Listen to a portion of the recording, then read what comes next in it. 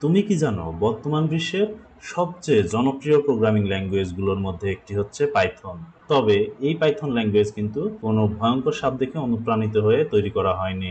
হ্যাঁ, তুমি ঠিকই শুনছো।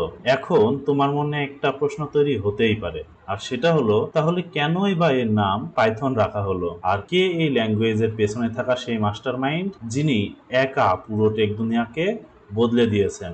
হ্যালো এভরিওয়ান, semicolon.com-এ তোমাদের সাথে আছে আমি রুহুল আমিন।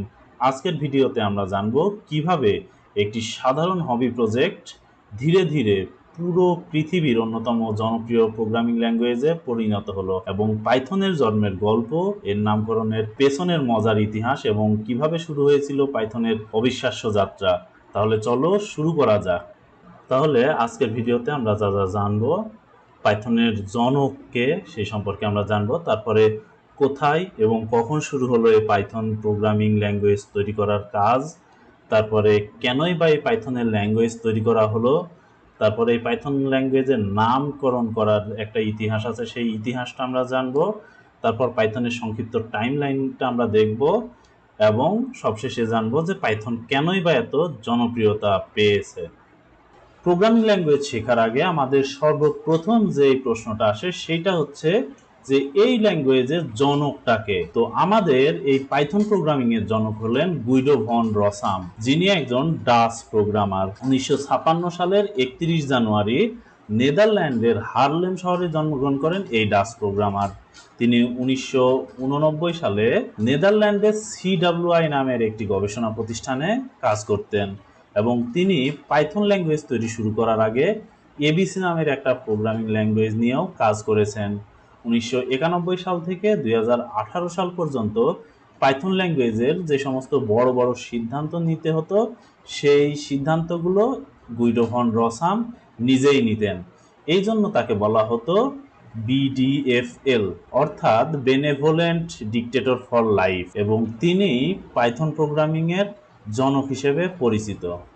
এইবার আসি, এই ভাষাটা ঠিক কোথায় এবং কখন শুরু হয়েছিল। আসলে পাইথন প্রোগ্রামিংয়ের কাজটা শুরু হয়েছিল 1989 সালে। গুইডো ভন রসাম তখন নেদারল্যান্ডের CWI নামের একটি গবেষণা প্রতিষ্ঠানে কাজ করছিলেন। আর একটা মজার বিষয় হচ্ছে, পাইথন শুরুতে কোনো বড় ধরনের কমার্শিয়াল প্রজেক্ট হিসেবে কিন্তু তৈরি করা হয় নাই। এটি মূলত গুইডো ভন রসামের একটা হবি প্রজেক্ট ছিল। 1989 সালে ডিসেম্বরে ক্রিসমাসের ছুটিতে গুইডো ভন রসাম এই প্রোগ্রামিং ল্যাঙ্গুয়েজের উপরে কাজ করা শুরু করেন, আর প্রথম ওয়ার্কিং ভার্সন তৈরি করতে প্রায় 1 বছর সময় লেগে যায়। এরপর 1991 সালে এই পাইথন প্রোগ্রামিং এর প্রথম ভার্সন প্রকাশিত হয়, আর এই ভার্সনটির নাম ছিল পাইথন 0.9.0। অর্থাৎ 1989 সালে শুরু হওয়া একটি হবি প্রজেক্ট ধীরে ধীরে এমন একটা প্রোগ্রামিং ল্যাঙ্গুয়েজে পরিণত হয়েছে যেটি বর্তমান বিশ্বে ব্যাপকভাবে ব্যবহৃত হচ্ছে। এখন প্রশ্ন হলো, গুইডো কেনই বা এই নতুন ভাষাটা তৈরি করতে গেলেন? প্রশ্ন আসতেই পারে। আসলে গুইডো তখন CWI-তে এবিসি ভাষা নিয়ে কাজ করতেছিলেন, কিন্তু এই যে এবিসি ভাষা, এই ভাষাটার বেশ কিছু সীমাবদ্ধতা গুইডোকে ভোগাচ্ছিল। কারণ এবিসি যে ভাষাটা ছিল সেটা সহজ ভাষা ছিল, ঠিক আছে, কিন্তু এই ভাষাটাকে সহজে এক্সটেন্ড করা যেত না বা কাস্টমাইজ করা যেত না। আর সাধারণ যে প্রোগ্রামার ছিল, এই সাধারণ প্রোগ্রামারদের জন্য অতটা প্র্যাকটিক্যালিও ছিল না এই এবিসি ল্যাঙ্গুয়েজটা। গুইডো চেয়েছিলেন এমন একটা ভাষা তৈরি করতে যেটা হবে সহজবোধ্য এবং পড়তে এবং লিখতে আরামদায়ক, অর্থাৎ আমরা যাতে করে প্রোগ্রামিং ল্যাঙ্গুয়েজটা দেখলেই খুব দ্রুত বুঝতে পারি এবং পড়তে পারি, এবং এই প্রোগ্রামিং ল্যাঙ্গুয়েজটা সহজ আরামদায়ক হওয়ার পাশাপাশি যাতে একটা শক্তিশালী ল্যাঙ্গুয়েজ হয়, এবং এই ল্যাঙ্গুয়েজটা ব্যবহার করে বাস্তবে বিভিন্ন ধরনের সমস্যা সমাধান করা যায়। আর এই ভাবনা থেকেই তৈরি হয় আমাদের বর্তমানের এই জনপ্রিয় পাইথন ল্যাঙ্গুয়েজ। এইবার আসি সবচেয়ে মজার অংশে, আর সেইটা হচ্ছে এই প্রোগ্রামিং ল্যাঙ্গুয়েজের নাম কেন পাইথন রাখা হলো? অনেকেই মনে করে যে পাইথন প্রোগ্রামিং ল্যাঙ্গুয়েজের নামটা এসেছে পাইথন সাপের কোনো একটা প্রজাতি থেকে, কিন্তু সত্যি কথা যদি আমরা বলি তাহলে এই ধারণাটা সম্পূর্ণই ভুল। কারণ পাইথন নামটি কোনো সাপের নাম থেকে আসেনি। 80-র দশকে ব্রিটিশ একটি কমেডি শো ছিল যেটার নাম ছিল মন্টি পাইথনস ফ্লাইং সার্কাস।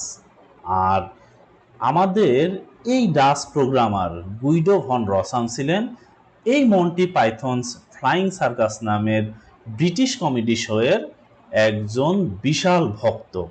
আর সেখান থেকেই গুইডো এই পাইথন নামটা বেছে নেন, কারণ গুইডো চেয়েছিলেন এমন একটা নাম যেটা হবে ছোট, ইউনিক এবং একটু মিস্টিরিয়াস, অর্থাৎ রহস্যময় একটা নাম। কি ব্যাপারটা খুব মজার না? তাহলে আমরা কি জানলাম? পাইথন প্রোগ্রামিং ল্যাঙ্গুয়েজের নামটা আসলে সাপের নাম থেকে আসে নাই। এই নামটি এসেছে ব্রিটিশ একটি comedy show Monty Python's Flying Circus থেকে। চলো একটু টাইমলাইনের দিকে চোখ বুলিয়ে নেই, পাইথনের এই যাত্রাটা এক নজরে দেখে নিই। 1989 সালের শুরু থেকে আজকের এই জায়গায় আসা পর্যন্ত কিভাবে ধাপে ধাপে গিয়েছে এই ভাষাটি। 1989 সালে আমাদের পাইথন ল্যাঙ্গুয়েজের কাজ শুরু হয়, আর এই কাজটা শুরু করেন গুইডো ভন রসাম, যিনি নিজের একটি হবি প্রজেক্ট হিসেবে পাইথনের ডেভেলপমেন্ট শুরু করেন। এরপরে মোটামুটি 2 বছর মতো কাজ করার পর 1991 সালে পাইথনের প্রথম ভার্সন রিলিজ করা হয়, যেটি ছিল 0.9.0। এরপরে 1994 সালে পাইথনের প্রথম অফিসিয়াল ভার্সন মার্কেটে আসে, যে ভার্সনটা ছিল পাইথন 1.0। তারপরে পাইথন 2.0 ভার্সনটা আসে 2000 সালে, এবং 2008 সালে বর্তমানের লেটেস্ট ভার্সন 3.0 স্ট্যান্ডার্ড ভার্সন হিসেবে মার্কেটে আসে। তো এটা ছিল পাইথনের সম্পূর্ণ জার্নির একটা টাইম লাইন। আচ্ছা, এতক্ষণ তো আমরা জানলাম পাইথনের ইতিহাস। এবার প্রশ্ন হলো, তাহলে আজকের দিনে এসে পাইথন এত জনপ্রিয় আসলে কেন? কেনই বা ডেটা সায়েন্স থেকে শুরু করে web development, AI, machine learning সবখানেই পাইথনের এত রাজত্ব? এর কারণ হচ্ছে পাইথনের সিনট্যাক্স কিন্তু খুবই সহজ পড়া এবং লেখার ক্ষেত্রে, অর্থাৎ আমাদের ইংরেজি ল্যাঙ্গুয়েজের মতোই আমাদের পাইথনের সিনট্যাক্স, যেটা ইজিলি আমরা পড়তে পারি এবং লিখতে পারি।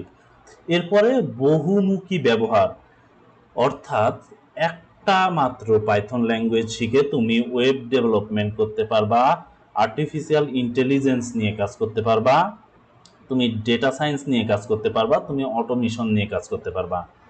তারপরে সুবিধাটা হলো পাইথনের অনেক বড় একটা কমিউনিটি, অর্থাৎ পাইথনের লাইব্রেরি অনেক বেশি আছে এবং সাপোর্টও খুব বেশি পাওয়া যায়। আর আরেকটা সব থেকে বড় ব্যাপার সেটা হচ্ছে ক্রস প্ল্যাটফর্ম, অর্থাৎ তুমি একটা পাইথন প্রোগ্রাম যদি উইন্ডোজ মেশিনে লিখে সেম প্রোগ্রামটাকে তুমি চাইলে তুমি লিনাক্সের ভেতরে নিয়ে গিয়ে রান করতে পারবা। আবার সেটাকে তুমি যদি চাও ম্যাকবুকে বা অ্যান্ড্রয়েডে বা ম্যাক ওএসে যে কোনো জায়গাতে তুমি এই পাইথন প্রোগ্রামটাকে চালাইতে পারবা। এবং এই কারণেই এই পাইথন ল্যাঙ্গুয়েজটা এতটা জনপ্রিয়তা পেয়েছে। তো চলো এবার আমরা আজকের ক্লাসের একটা ছোট্ট রিক্যাপ করে নেই। আর আজকে আমরা শিখলাম যে গুইডো ভন রসাম 1989 সালে সিডব্লিউআইতে পাইথন তৈরি করা শুরু করেন, আর এটা শুরু হয়েছিল ক্রিসমাসের ছুটিতে একটা হবি প্রজেক্ট হিসেবে। এর ভেতরে আবার এবিসি একটা ল্যাঙ্গুয়েজ নিয়ে গুইডো ভন রসাম কাজ করতেন, যেই ল্যাঙ্গুয়েজের সীমাবদ্ধতাগুলোকে দূর করার জন্য এই প্রোগ্রামিং ল্যাঙ্গুয়েজটা তৈরি করা শুরু করেন। আর আরেকটা মজার ব্যাপার হচ্ছে এই প্রোগ্রামিং ল্যাঙ্গুয়েজের নামকরণ নিয়ে। গুইডো ভন রসাম ছিলেন মন্টি পাইথনস ফ্লাইং সার্কাস নামের একটি কমেডি শো এর ভীষণ ভক্ত, এবং সেখান থেকেই আমাদের ল্যাঙ্গুয়েজের নাম এসেছে পাইথন, কিন্তু কোনো সাপের নাম থেকে আমাদের এই প্রোগ্রামিং ল্যাঙ্গুয়েজের নাম পাইথন আসেনি। এই ব্যাপারগুলো আমরা জানতে পেরেছি। তো এই পাইথনের ইতিহাস জানার মাধ্যমে আমরা শুরু করে দিয়েছে আমাদের দ্বিতীয় অধ্যায়, অর্থাৎ পাইথনের মৌলিক ধারণা। তাহলে চলো এখন আমরা একটু দেখে নিই যে আমাদের এই দ্বিতীয় অধ্যায়ে কোন কোন টপিকস আমাদেরকে পড়তে হবে। প্রথমে আমরা পড়ব পাইথনের বৈশিষ্ট্যসমূহ, অর্থাৎ আমাদের এই পাইথন প্রোগ্রামিং ল্যাঙ্গুয়েজের কি কি বৈশিষ্ট্য রয়েছে। তারপরে আমাদের গুরুত্বপূর্ণ একটি টপিক, সেটা হচ্ছে আইডেন্টিফায়ার এবং কিওয়ার্ড, এই সমস্ত ব্যাপারগুলোর ব্যাখ্যা। তারপরে আমরা পড়ব পাইথনে ব্যবহৃত লাইন, মার্জিন, মাল্টিলাইন স্টেটমেন্ট। তারপরে আমরা দেখব পাইথনে কোটেশন এবং কমেন্টের ব্যবহার, এবং সবশেষে আমরা দেখব পাইথন ল্যাঙ্গুয়েজে কমান্ড লাইন আর্গুমেন্ট সম্পর্কে। এখানে আমাদের দ্বিতীয় অধ্যায়ে যে বিষয়গুলো নিয়ে কভার করা হবে, এই ব্যাপারগুলো প্রোগ্রামিং শুরু করার আগে খুবই খুবই খুবই গুরুত্বপূর্ণ একটি টপিকস। তো আশা করব এই দ্বিতীয় অধ্যায়ের টিউটোরিয়ালগুলো তোমরা খুব ভালোভাবে দেখবে এবং মনোযোগ সহকারে দেখবে। কোনো টপিকসে যদি বুঝতে কোনো রকমের সমস্যা হয় তাহলে কমেন্ট বক্সে কমেন্ট করবা, আমি তোমাদের কমেন্টের উত্তর দেওয়ার চেষ্টা করব। তো আজকের মতো ক্লাস এখানেই শেষ করছি। ভিডিওটা যদি তোমাদের উপকারী মনে হয়ে থাকে তাহলে অবশ্যই একটা লাইক দিও, চ্যানেলটা সাবস্ক্রাইব করে রাখো আর নোটিফিকেশন বেলটা অন করে দাও, যাতে পরবর্তী ক্লাসের আপডেট মিস না হয়। আগামী ক্লাসে আমরা আলোচনা করব পাইথনের বৈশিষ্ট্যসমূহ। সেখানে দেখব পাইথনকে এত পাওয়ারফুল বানানোর পেছনে ঠিক কোন কোন বৈশিষ্ট্য কাজ করে। সবাই ভালো থাকো, সুস্থ থাকো। ধন্যবাদ semicolon.com থেকে। বাংলায় সহজ ও মানসম্মত প্রযুক্তি শিক্ষা।